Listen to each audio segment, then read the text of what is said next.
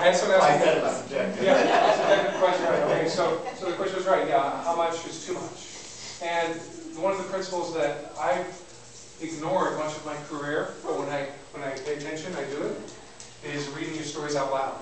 And so often I've yet to read a lead in my life out loud and not go, oh, that is crap. Usually that is way too long and convoluted. Get to the point. You can see some of that other stuff for later in the story.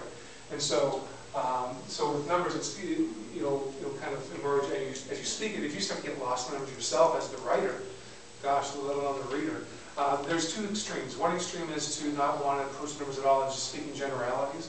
And the other is to just throw all the numbers in the book at people.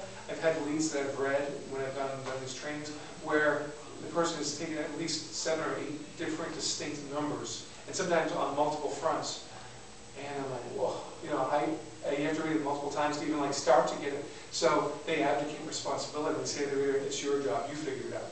And so there's that fine line, we have to balance that. And we'll touch on that as we go. There's some general rules of thumb of you don't have any more than 2 different numbers in a paragraph.